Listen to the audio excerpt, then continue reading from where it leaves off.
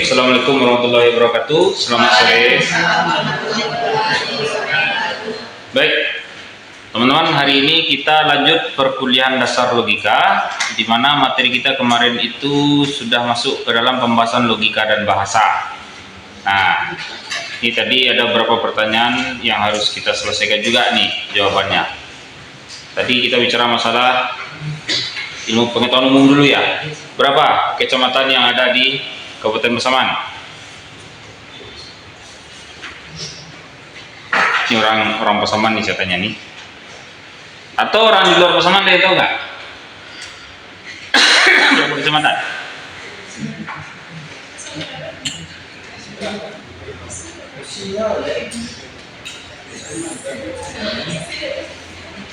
Yo. Habis waktunya nih.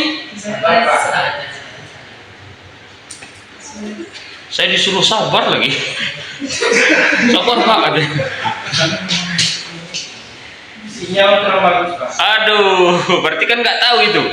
11 kecamatan Kak. Nah, di Kabupaten Pasaman ada? Kecamatan. Yakin? Yakin. Pasaman Barat atau Pasaman? Baratnya. Nah, yang saya tanya itu Kabupaten Pasaman. Nah, ini yang sering terjebak ini. Kamu itu tinggal di Pasaman Barat, bukan Kabupaten Pasaman. Pasaman itu ada dua, Kabupaten Pasaman Barat sama Kabupaten Pasaman. Gak ada Pasaman Timur dalam administrasi. Yang ada itu cuma Kabupaten Pasaman. Ini sering salah. Kabupaten Pasaman dan Kabupaten Pasaman Barat itu beda. Dulunya satu, Pemekaran. Nah, di Pasaman Barat tempat kamu berada. Di Pasaman itu tuh ibu kotanya Di Pasaman apa? Kalau Pasaman dua. Ini pengetahuan yang umum yang sering, aduh, saya berani coba nih di tes. Ya, ini tes normal logika ya.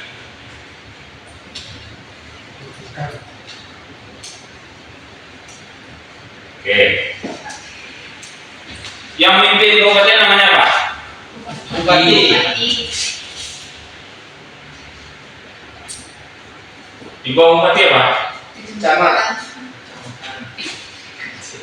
Di bawah kecamatan apa? Dari Nah, itu beda ngomong tahu ya. Di bawah nagari apa? Dorong. Masih ada di bawah Jorong? Tidak.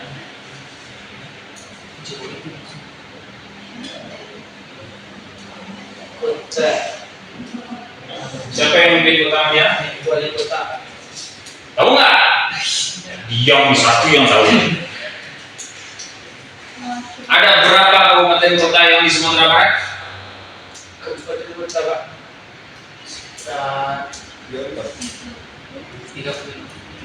19 kabupaten kota. Oh iya. Berapa kabupaten berapa kota?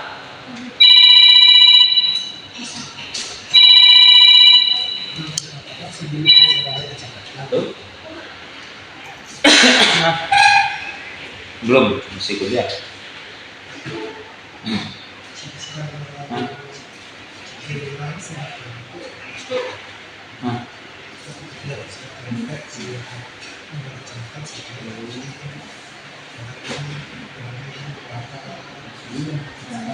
Surang Manjana.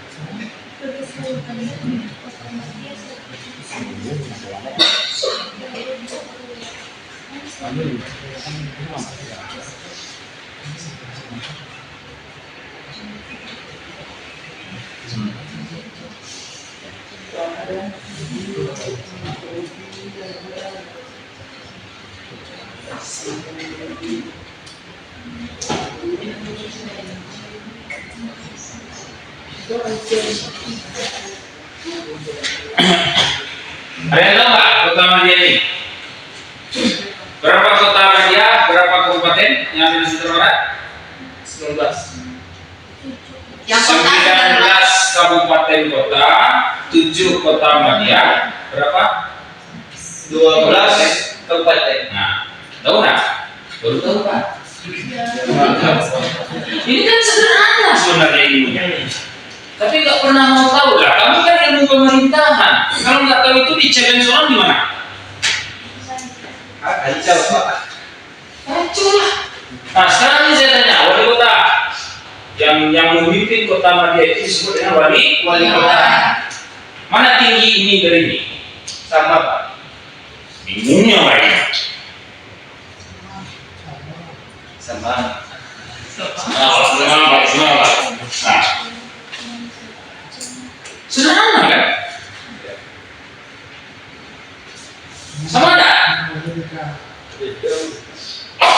Sama Pak. Di bawah wali kota apa namanya? Lurah. Camat. Masih Sama. Oh. di bawah kecamatan, Lurah. di bawah kelurahan, karena dia yang ngapus dia baca tadi kan, dia tahu. RT, Nah, itu kan pemikiran umum Pak. di sini. Nah, apa bedanya sama Mentawai? Di sini namanya Kabupaten Mentawai. Siapa yang mengepalai Mentawai? Bupati. Di bawah Bupati apa? Kecamatan. Kecamatan. Di bawah kecamatan? Desa. Desa. Di bawah desa? Khusus. Ada lagi? Habis Pak. Beda. Kota umum. Ini kalau ditanyain orang, kalau orang pemerintahan nggak tahu, udah berangkat sudah ibu pemerintahan. Sederhana. Nah ini makanya Kabupaten Pasaman Barat sama Kabupaten Pasaman itu sering disalahartikan secara administratif. Orang Batu Sangkar ada di sini? Ada orang Batu Sangkar nggak? Nah, coba siapa namanya? Nadia. Batu Sangkar itu di mana? Di mana Batu Sangkar?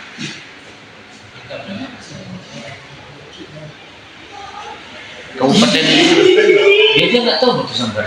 Karena secara administratif Batu Sangkar itu hanya ada namanya kota Batu Sangkar. Tapi kecamatannya 5 kaum. Di KTP kalau kamu bikin di KTP itu Batu Sangkar orang bingung. Karena di KTP itu tanah datar 5 kaum. Sama kayak di Solo itu Arosuka. Ada yang tahu Arosuka enggak? Arosuka itu nggak ada administratifnya karena gabungan dari 2 wilayah, Kayuwaro dan Sukarami. Jadi kalau secara surat menyurat dibuat Arosuka, nggak laku harusnya surat itu. Karena ada 2 fungsi, Kayuwaro dan Sukarami, digabung menjadi Arosuka. Karena kantor bupati itu terletak di antara 2 wilayah. Jadi kalau ditujukan surat ke Arosuka, administratifnya gimana coba? Masih dipertanyakan tuh. Makanya hati-hati, orang yang memerintah harus paham itu. Saya ke situ lagi caranya. Aduh, ini jebakan, ini bahaya ini. Oke. Hari ini sebelum kita mulai perkuliahan, pasang telinganya kuat-kuat dulu dan tolong diam.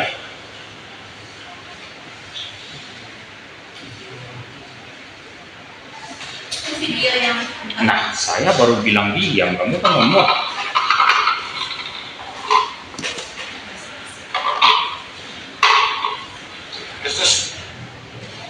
Bentar.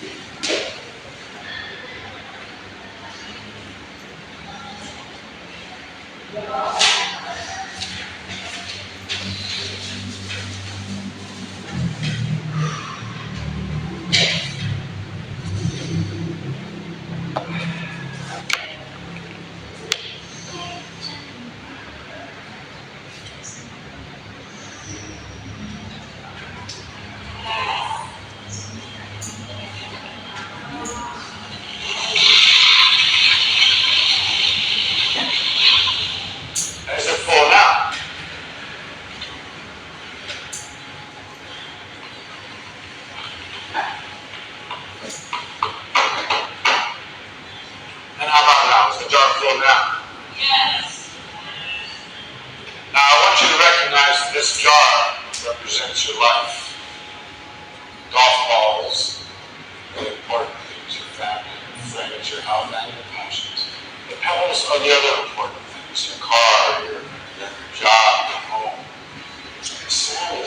It's just a small step.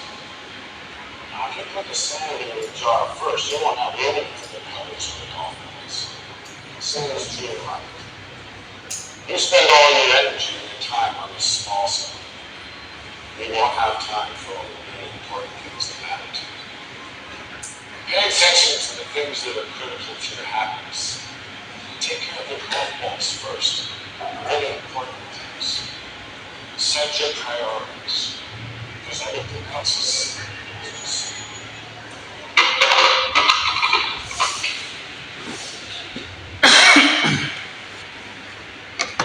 Ada yang mau diulang? Sekali lagi Pak. Is this jar full?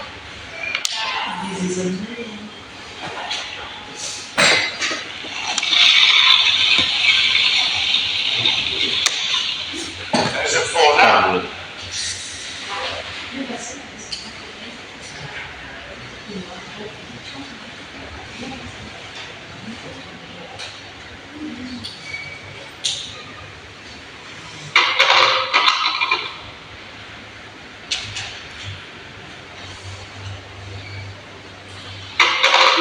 Kenapa gitu dia?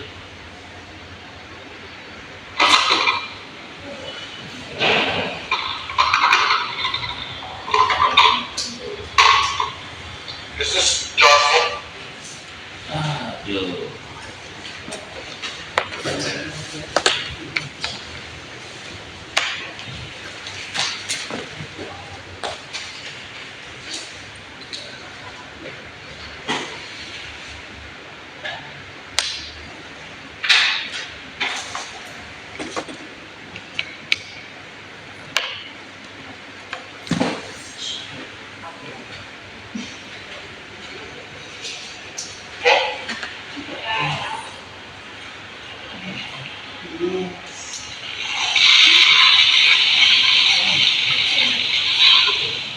Is it full now?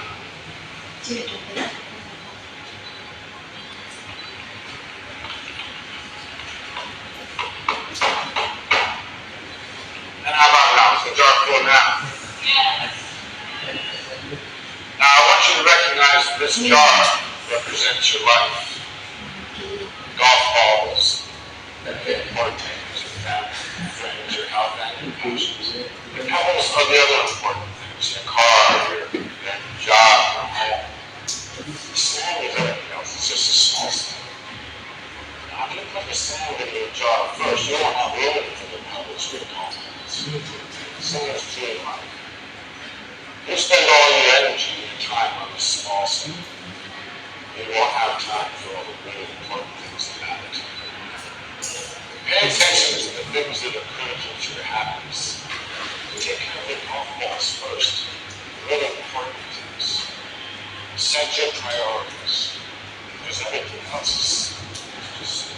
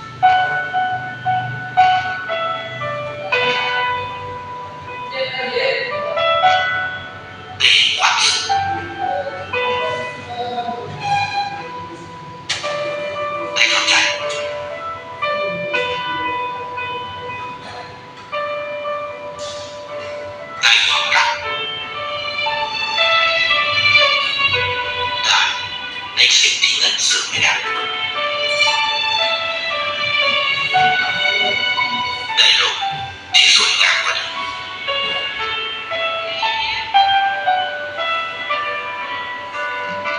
Meskipun ayah itu sini untuk gampang itu. Saya berkacau. Oke, kita menyaksikan dua video.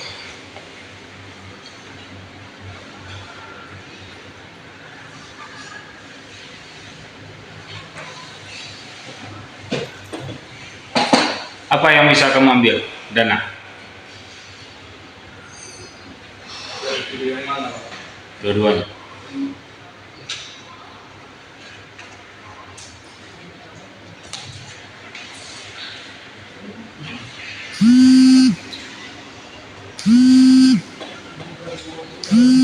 Wah, selama itukah mengambil kesimpulan dari sebuah video?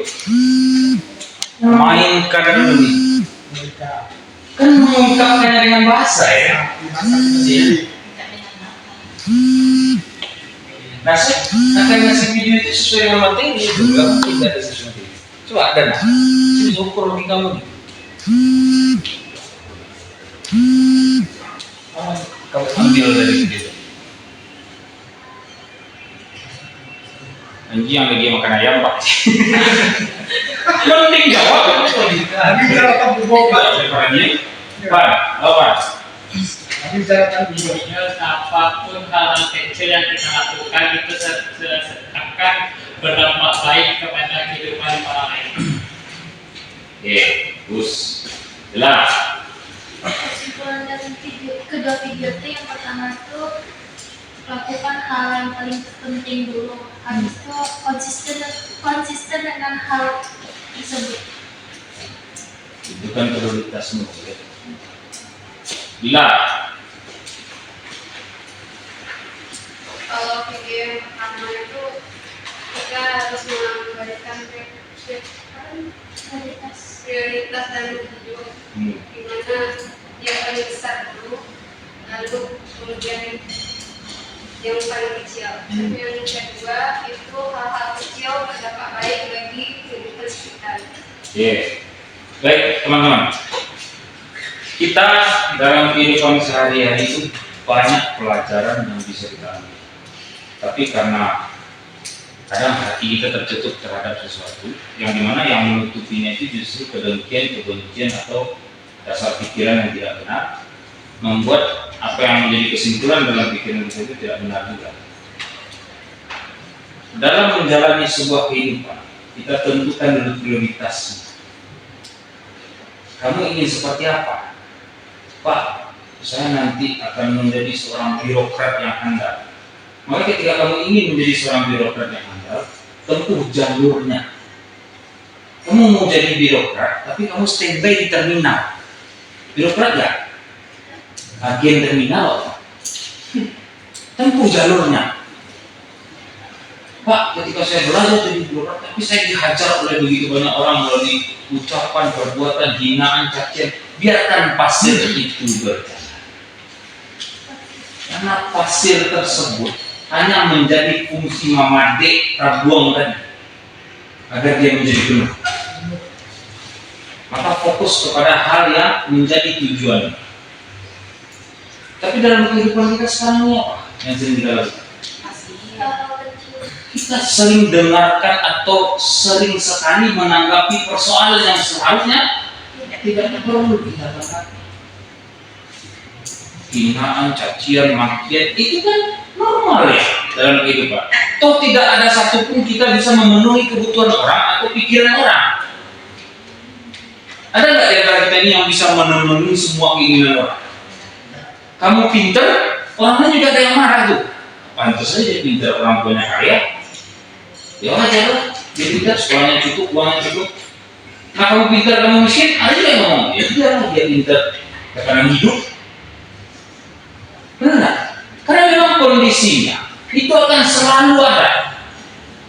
Tetapi dalam mengambil sebuah kesimpulan dalam hidup itu, jalani logika benar dulu. Video yang kedua, hal yang terkecil kita lakukan merubah dampak yang begitu besar. Jangan kalian anggap mengubah suatu hal yang kecil itu tidak mempengaruhi apapun. Apa contoh hal terkecil? Biasa main HP itu sampai jam 2 malam, Pak. Latan HP itu jam 9, hal kecil itu. Kemudian tidur, bangun tengah malam tahajud, bangun sholat subuh, pergi berjamaah. Hal kecil. Apa yang lebih kecil lagi dari itu? Senyum. Bukankah senyum itu sedekah? Apabila kamu tidak sanggup memberi sedekah terhadap uang, sedekah benda, harta, bukankah kata Rasul senyum itu adalah sedekah? Maka tersenyumlah kamu.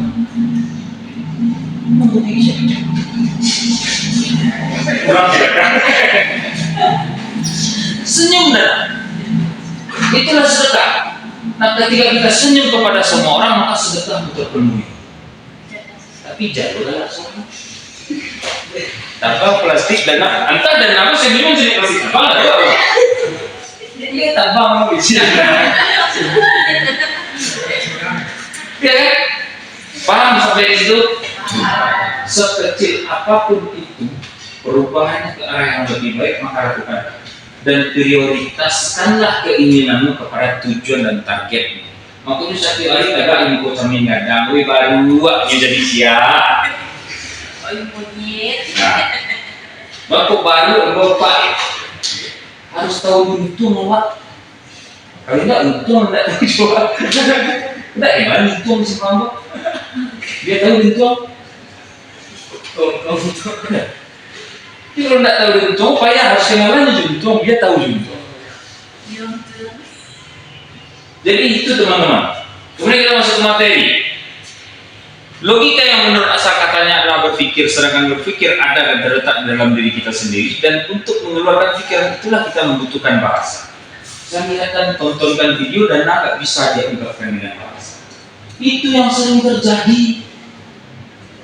Sehingga logika yang mau kita terapkan tadi, logika yang tersampaikan kepada kita tadi, ketika dipaparkan nggak bisa, gagal, akhirnya tidak sampai.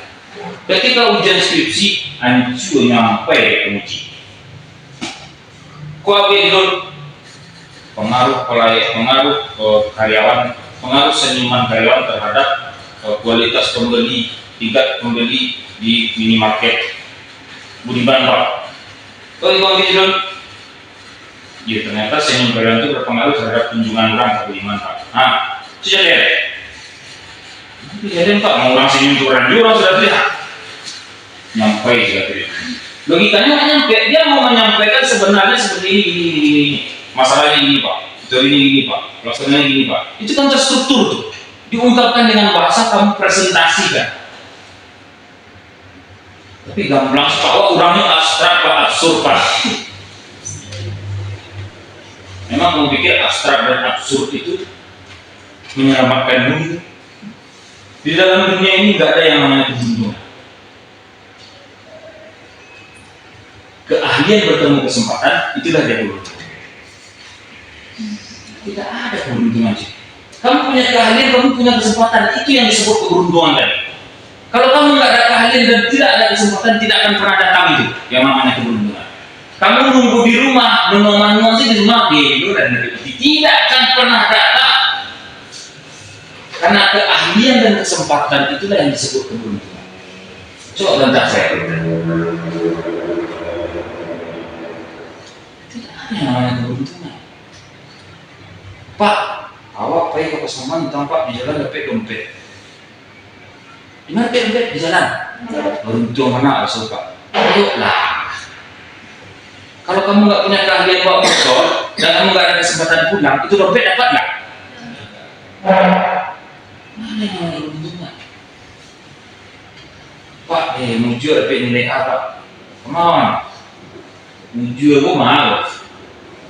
Ada itu teman-teman. Jadi jangan berharap keberuntungan dalam hidupmu. Asah keahlian dan kemampuanmu, cari kesempatannya. Karena orang yang memahami peluang dan kesempatan itulah orang yang sukses. Kenapa begitu? Karena dia tahu harus bertarung di mana. Awak lalai petani.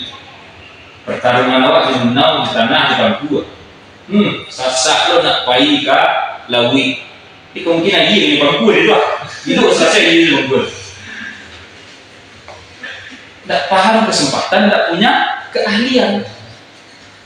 Bahasa bisa menjadi media penyaluran logika di samping tanda atau simbol, ya. Karena logika tadi kalau akan disampaikan itu melalui bahasa, baru orang paham. Kalau bahasanya benar, barulah dia benar. Kalau bahasanya tidak benar, salah nggak artinya? Sering terjadi nggak? Contohnya? Ada yang lebih sederhana sebenarnya. Kan saya kemarin sudah pernah contohkan kayak beruang. Pernah saya contoh beruang nggak? Apa itu beruang? Beruang, banyak uang beruang, bukan beruang. Kalau ini memiliki ruangan juga kan? Iya, beruangan. Nah, ini logikanya. Tergantung di mana Posisi ditujukan sisinya, Pak. Ada penekanan nggak di situ? Tidak ada, Pak.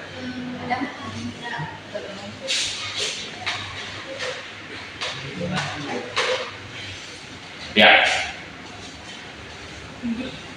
Ada tekanan, ada term equivok, ada karena arti kiasan, ada karena antipode. Nah ini sering terjadi nih. Ketika kita memulai logika, kemudian kita mulaikan dengan pengungkapan bahasa, sering terjadi kesalahan seperti ini. Nah, coba dengarkan penjelasannya. Yang mau catat boleh.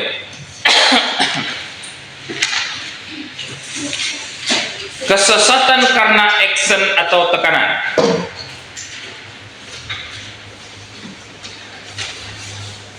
Dalam ucapan tiap-tiap kata, ada suatu kata yang diberi tekanan. Perubahan tekanan dapat membawa perubahan arti. Ya, dalam ucapan tiap-tiap kata, ada suku kata yang diberi tekanan. Dan perubahan tekanan dapat membawa perubahan arti. Itulah tadi kayak beruang tadi itu kan. Ada lagi kayak apel. Apel itu apa? Apel ada yang buah, ada yang pagi. Nah, ada yang buah-buahan, ada yang apel pagi. Kemudian diteriakin oleh orang, silakan untuk melaksanakan apel. Itu orang ambil buah nggak?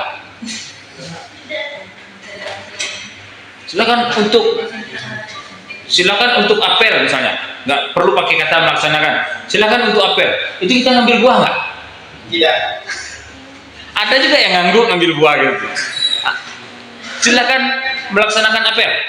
Masih ada yang ngambil buah?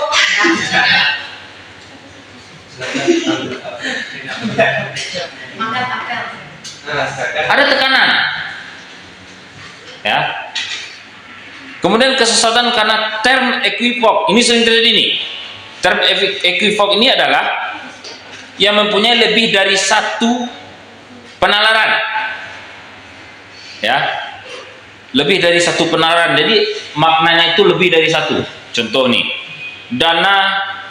Sifat abadi adalah sifat ilahi. Dana adalah mahasiswa abadi. Apakah dana ilahi? Bahaya kan? Lillahi katanya apa? Ya itu dia. Innalillahi. Contoh, Irfan duduk di kursi paling depan. Yang paling depan itu Irfan atau kursi? Irfan. Kursi. Irfan.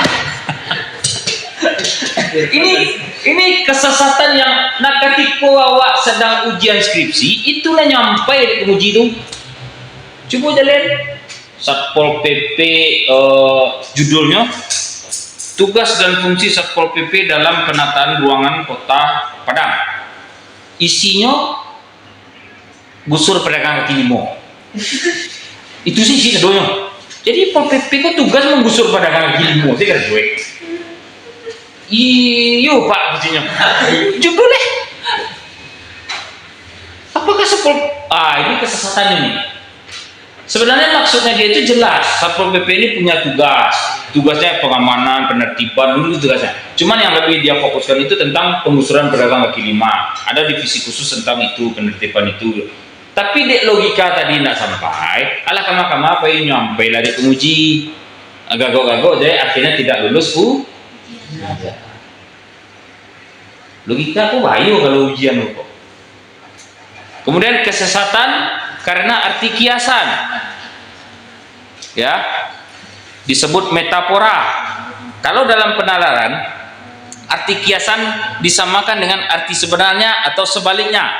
Terjadilah kesesatan karena arti kiasan. Kesesatan ini sering terjadi dalam keseharian. Kalau di Minang sering ya. Contoh, lah samu sawah di pematang. Kiasan enggak? Balu bilolo sawah di pematang samu. Kalau sawah di pematang samu bisa disebut sawah enggak? Apa maksudnya? Orang bisa melakukan Hah? tidak Lah samu sawah di pematang apa sih? sama semua orang Telah bisa mereka, semuanya sudah bisa merekakan. Nah, ada dua tidak ada lagi batasan ya. Tidak ada batasan. Taimpi nak diati tak kurung nak di luar gali sayu hasilami. Lalu kita Kalau boleh juga gali sayu hasilami. Beruntung kali. Taimpi nak diati tak kurung nak di luar. Ada orang taimpi detek. Ada orang tak kurung di luar. Kurang Minang kan di luar tak kurung nih. ya Mak kunci mak awak tak kurung di luar. Acau nak terjadi. ya Bila lu kalau di luar tak kurung.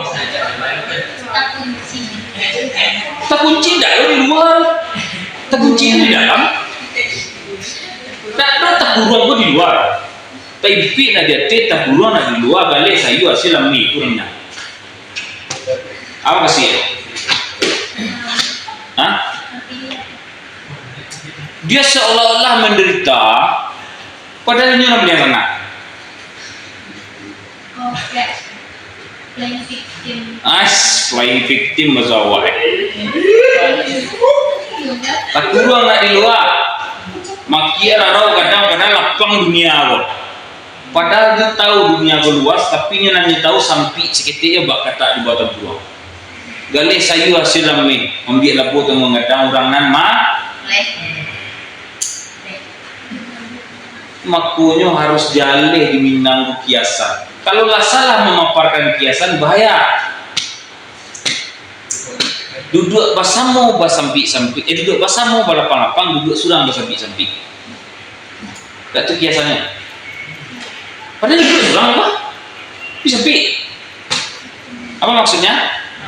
Ketika kita kerjakan dengan gotong royong, maka akan mudah suatu pekerjaan. Inilah hebatnya kiasan. Alun takilik kata kalam.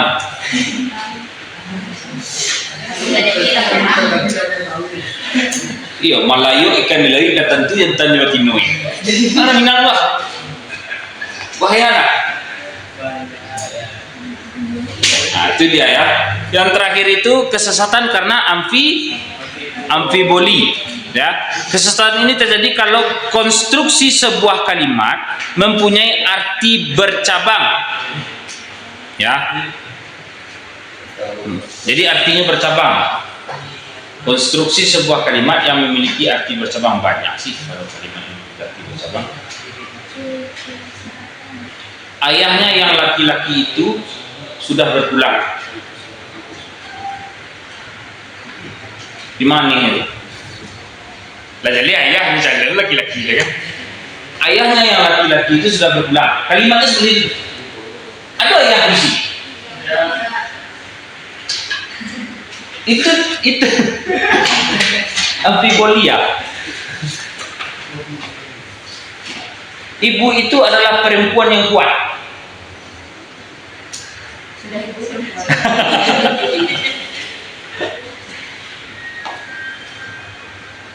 Tapi di agama ini terjadi loh, bahaya nih. Sama kayak gini. Saya mempelajarinya ya. Kita kalau zuhur itu ke masjid, mau sholat, baca niat. Baca niat enggak? Bismillah. Ya. Iya enggak?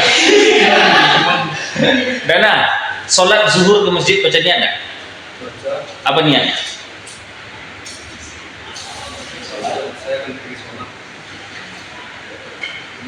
Mending saya pergi sholat.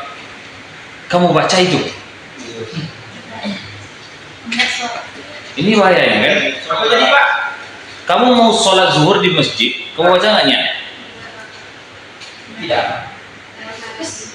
Ya mungkin gini. Kita itu hari sudah jam 12:30. Orang azan di masjid.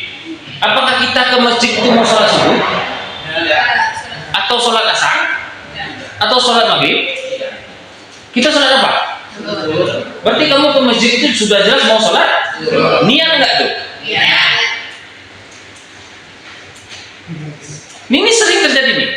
Pak, kan udah ada usoli. Nah, saya juga sudah rumuskan ini. Saya juga sampai sekarang nggak tahu tuh usoli itu datangnya dari mana. Sudah cari itu. Nggak tahu saya datangnya dari mana tuh usoli. Ya, saya udah sering cari, nggak ketemu sumbernya, referensi. Apalagi melafazkan. Sementara inama malubinian itu artinya apa? Apakah dijelaskan di situ lafazkan dengan niat? Tidak. Kamu mau mandi, terus kamu ambil handuk. Apakah mungkin kamu ambil handuk kemudian jalan ke kamar mandi itu niat kamu mau pergi perang? Logikanya gimana itu coba tuh?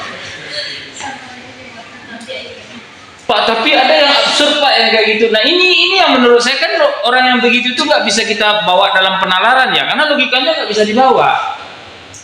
Pak, dia pakai boxer, Pak, dia pakai handuk, dia pegang masak. Ada orang gilo itu semua, tapi tetap gilo kecil orang. Karena mau nak masuk loh. Pakai. Tuh itu. Tidak.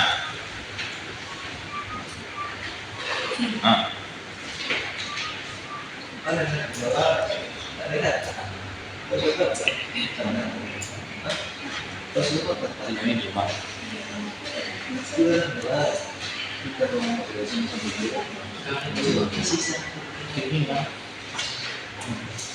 Ini mah.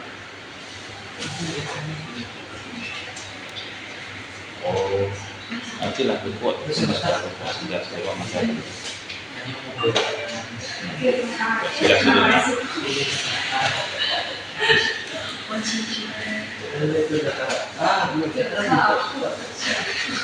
Nah ini sering terjadi. Nanti kayak si Usman, kamu juga akan sering menemukan hal seperti itu. Tapi untuk sekarang umum-umum aja dulu. Karena memang gini ya, lebih banyak hal di dalam pemahaman kita itu mesti kita gali lebih jauh, kita gali lebih dalam. Kalau kulit luarnya itu sudah kita capai, tapi rasanya itu ada di dalam. Itu lebih itu. Tapi logikanya gini, Pak, boleh nggak agama dilogikakan? Tidak. Kenapa? Nah, ini boleh nggak?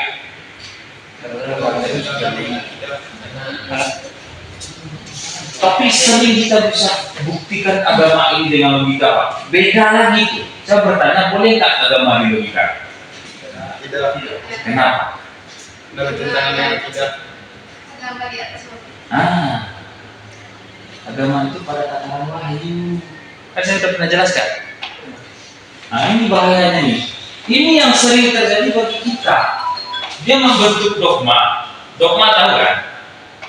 Ini wahyu. Kamu lompat ke sini, dogmamu itu selalu dibenarkan. Pak, kalau memang Tuhan itu ada, Pak, kenapa masih ada kejahatan? Kenapa masih ada kemiskinan? Itu dogma cuy. Dibenturkan dengan wahyu. Kemudian kita bertentangan di situ. Habis tadi. Kalau memang logikamu kuat dan cepat, pertanyaan saya, kamu kalau ngambil wudhu, terus kentut, ambil wudhu lagi nggak? Kenapa nggak cuma basuh ekor doang? Kan yang kentut di ekor. Kenapa kamu harus ambil wudhu lagi? Karena memang nggak bisa dilogikakan. Itulah agama. Pak, kita kan cuma kentut, Pak. Kenapa kita ambil wudhu lagi? Itulah dia agama. Logika kita itu di agama hanya sebatas kentut doang. Itu juga bingung kita nyari solusi. Kok bisa ya? Kita kentut doang, kemudian ngambil wudhu lagi kan tangan kita nggak kentut loh. Enggak pegang apa. Iya. Tapi ya itulah batasan logika sebagai manusia. Nah ini nih, ya hati-hati kesesatan-kesesatan seperti ini. Oke, pemahaman bahasa instrumentalisme. Nah, memandang bahasa sebagai suatu alat untuk menggunakan persepsi, pikiran, dan rasa perasaan atau emosi. Jadi, Sirpan go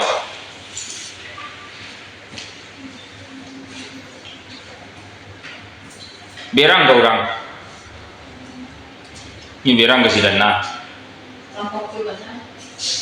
Dak lanjut sapu dan nar nawan yang Mati. ini berang kan. Baca rohnya menyampaikan kemarahannya itu dengan Tampilan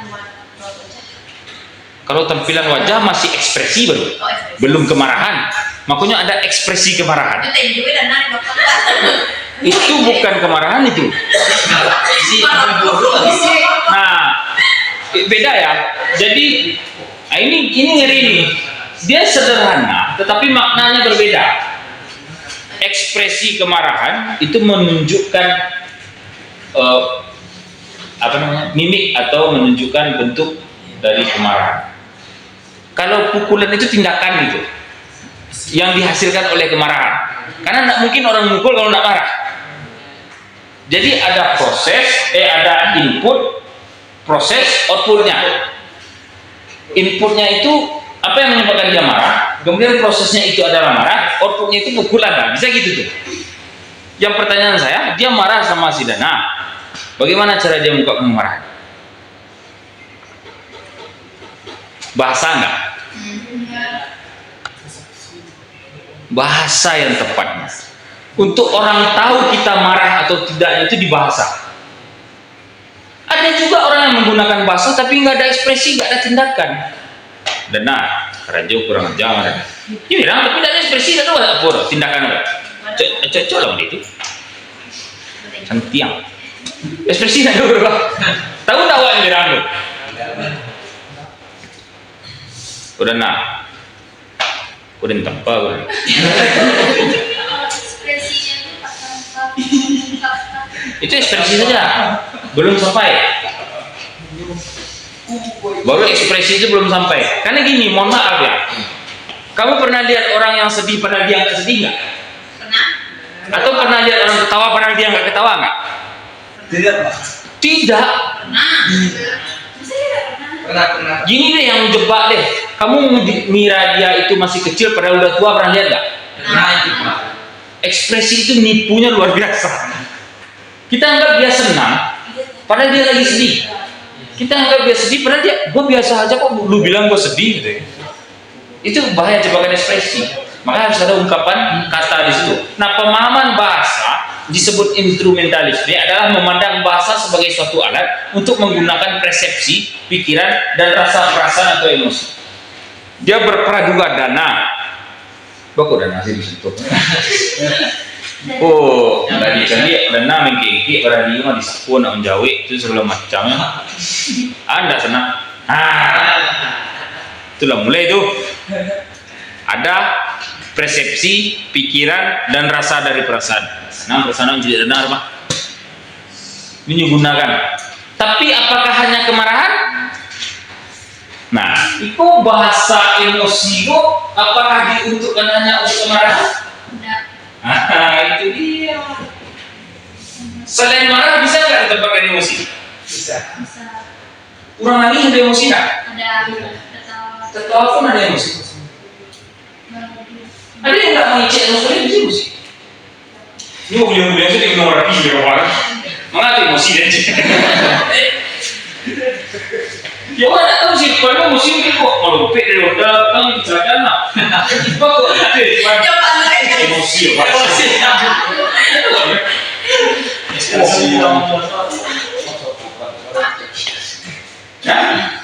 Pak, kalau orang tidak memiliki emosi itu gimana? Ada orang itu.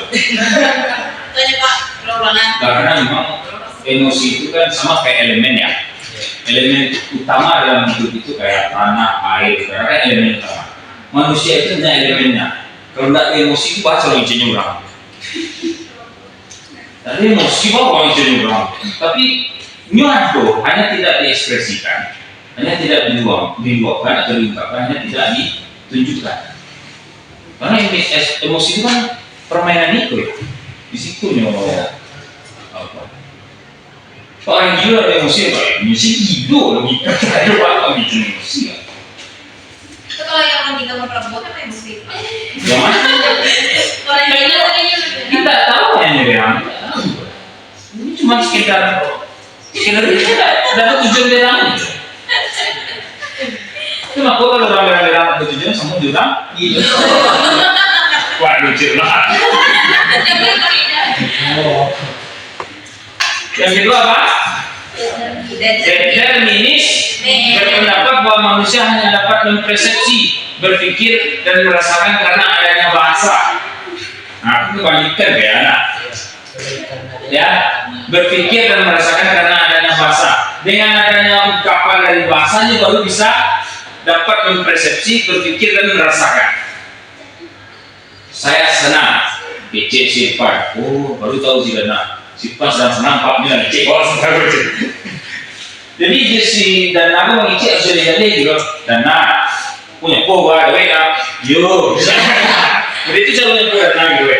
Jadi dengan bahasa baru aku bisa mempersepsi, berpikir kalau itu kurang. Pak, kan ada orang yang mau itu. Pak, ada yang kafe ke rumah Pak. Inilah sedang berjalan kompeti bola. Dengar tiba. Nah ini. Dalam kuliah atau ujian ini digunakan. Jadi menjelaskan persoalan, permasalahan dalam prinsip ini digunakan. Nah kalau tidak ada memahami kata dalam pemahaman bahasa, itulah yang sering terjadi ketika ujian, kalah dan salah dalam menetapkan bahasa sehingga diampai jadi penguji. Kan bahasa itu penting ya. Itu logika ya. Paham sampai di situ? Yud. Nah kalau kata beda lagi. Pernah dengar kata enggak? Apa bukunya beda lagi mah. Kalau buku lewat. Tak kejam kalian dua. Apa kalian sudah baca buku sebanyak-banyak. Sementara kalian menerima saja lagi.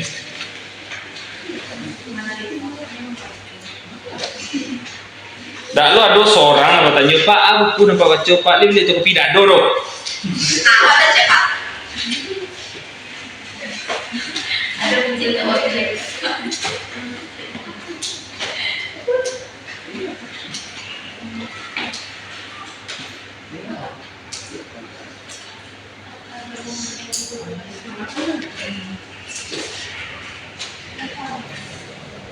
Nah, dalam logika kata dimaknai sebagai tanda atau pernyataan lahirlah yang menunjukkan lahiriah yang menunjukkan suatu hal atau kenyataan maupun pengertian kita mengenai hal-hal atau kenyataan itu. Woi, bayu balik masuk.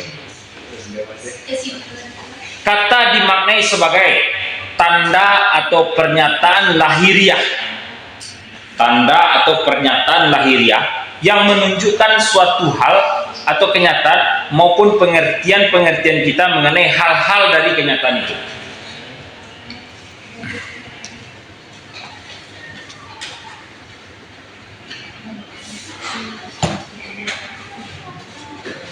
Saya ketinggalan pula bukunya ini yang menjelaskan tentang kata ini. Bukunya tebal lagi satu lebih tebal dari ini.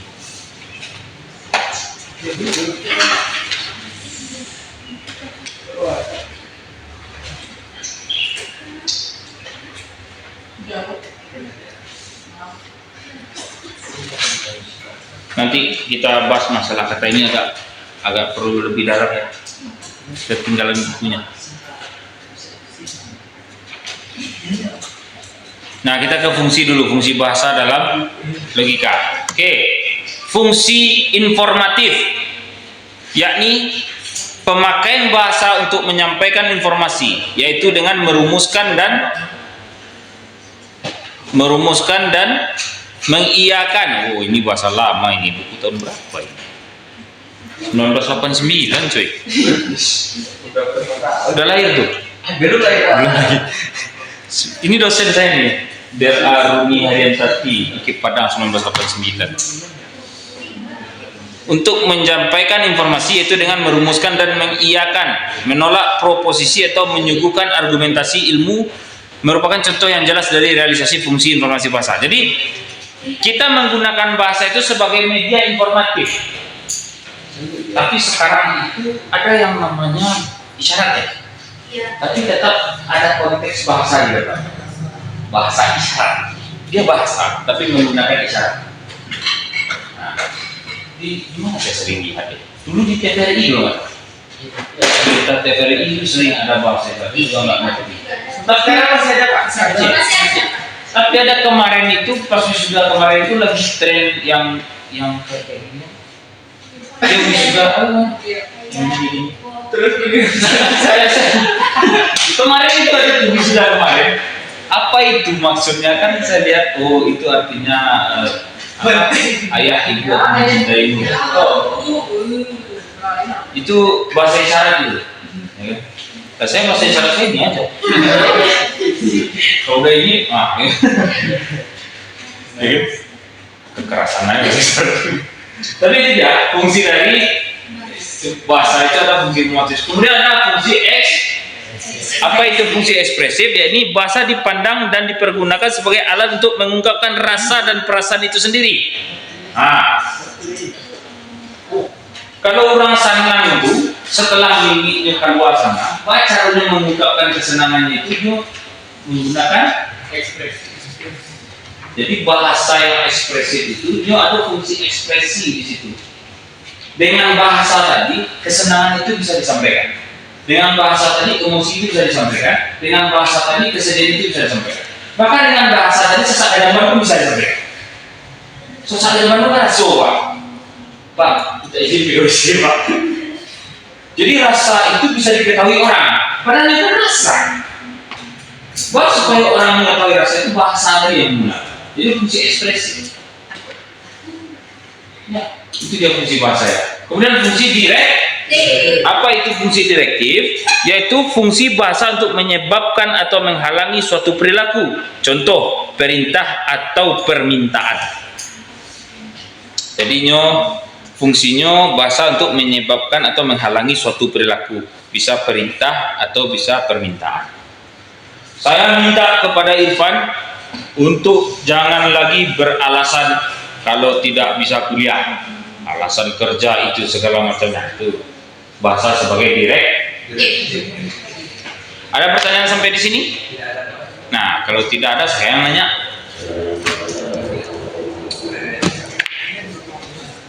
Inilah bahaya. Halo. Kalau tidak ada saya yang bertanya.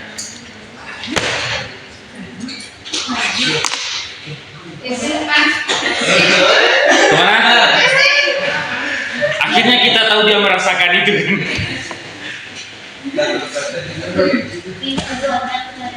Kita sudah membuat tugas untuk kemarin udah ada tugas? Belum? Yang PPT. Ya, udah dikumpul Sudah Pak, nanti dibikin satu folder itu belum tahu caranya Pak. Buka Google. Buka Google. Kamu buka gabung cara menggabungkan PPT. Buka di Google itu menggabungkan PPT. Maka di Google itu tinggal klik doang. Nah, belajar biar makin pintar. Ya.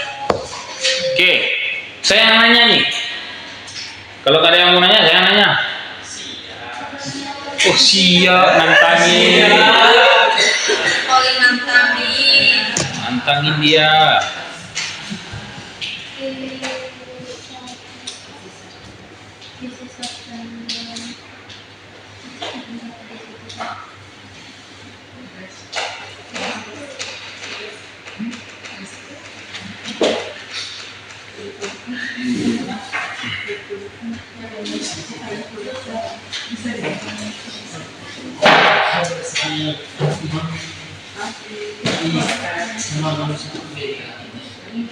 Ada berapa kesesatan dalam bahasa, Alfi?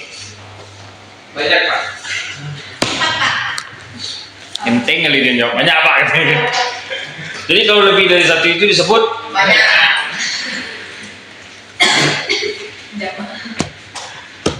ada berapa? Apa saja?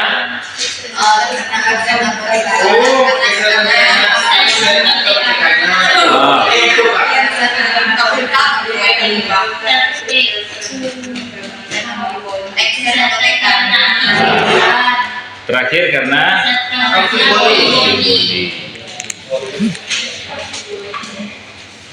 itu keluar ujian bisa. Ya Pak. Pak G tahu ini. Itu namanya kisi-kisi Pak. Nggak kisi-kisi mang itu kalau ujian. Nah, jauh itu dia boleh. Jangan sok-sok kisi-kisi dulu. Mang itu keluar ujian. Cuma beko di dalam pertanyaan jelaskan. Nah, itulah kerajo beko kan. Memang itu keluarnya, tapi jelaskan ya. Wah, ya Pak Cok kritisi itu sudah disebutkan Dan jelaskan. sudah sebutkan kesesatan yang terjadi karena bahasa. Dan jelaskan. Kemudian jelaskan. Sudah disebutkan dan dijelaskan. Aku pada ujian coba. Karena khususnya deh Pak. Beda arti ya Pak. Beda lah. Kalau sebutkan kita cuma menyebutkan saja. Kalau jelaskan. Kalau jelaskan itu terperinci dia. Bahkan yang lebih intens lagi menjelaskan itu harus per bait, per kalimat, per kata. Beda. Itu kesesatan juga sih sebenarnya. Banyak kesesatan itu sehari-hari kita temui. Sehari-hari banyak kita temui. Ah, ini tugas nih untuk besok. Temukan kesesatan dalam bahasa. Contoh kesesatan dalam bahasa masing-masing dua orang. Dua contoh. Dua contoh. Ya, masing-masing Apa dua. tadi Pak? Temukan contoh kesesatan dalam bahasa masing-masing dua contoh. Boleh kan ekivok boleh, boleh amfiboli, boleh ya. Boleh kesesatan yang action atau tekanan, boleh biasa. Dua contoh masing-masing. Besok kita buat, kita tanya. Apa tadi Pak? Temukan kesesatan bahasa masing-masing dua contoh. Kamu kalau masalah sama laki-laki nanti kan udah dijelasin apa nggak jelas, jelasin apa mitipe gawat sama laki-laki. Oke, kita bertemu di minggu depan sekali lagi baru kita ujian, ya. Ujian mid semester itu tanggal 6 ya. Tanggal 6 itu minggu depan nggak? Nggak. Minggu lagi ya. Berarti masih satu pertemuan. Satu pertemuan lagi baru kita ujian. Oke, masih ada yang mau ditanya atau tidak? Besok setelah, kalau bisa teman-teman cepat ujian baru kita nonton video. Tapi kalau seandainya ujiannya lama, saya nggak jamin janji. Saya akan lihatkan sampai episode 3 besok.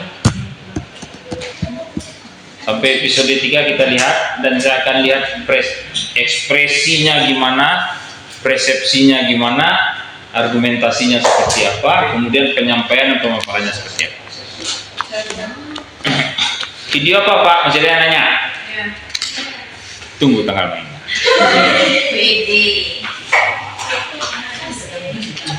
Baik, terima kasih untuk hari ini. Terakhir teman-teman,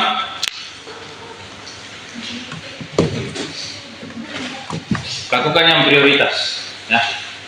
Jangan biarkan pasir tadi atau kerikil tadi menghalangi jalan motor. Dan buatlah sesuatu yang kecil tetapi bermanfaat. Bukankah Allah itu mencintai ibadah yang rutin? Ketika kamu sering melakukan sesuatu yang rutin, maka Allah lebih cinta terhadap itu dibandingkan ibadah yang hanya kamu lakukan sekali-sekali tapi besar. Kamu sedekah rutin itu Allah sayang. Pak, wah sedekah 1000 tapi tiap hari Pak, Allah sayang. Mending daripada kamu sedekah 1.000.000 cuma sekali seumur hidup. Karena ibadah rutin itulah yang disukai dan dicintai oleh Allah. Makanya jangan jadikan hal-hal yang tadi itu, yang kecil itu tidak bermanfaat dan tidak berfaedah. Karena yang sekecil itulah yang akan menolong kita nanti di akhirat. Hidup ini hanya perjalanan. Kamu naik kapal ke Mentawai, ya di laut itulah hidup ini. Sampai di Mentawai apa modalmu? Apa yang kamu bawa dari dunia? Irfan, apakah pekerjaan kamu ini bisa kamu nikmati di akhirat? Uangmu di dunia ini bisa kamu bawa mati? Terus apa yang kamu cari?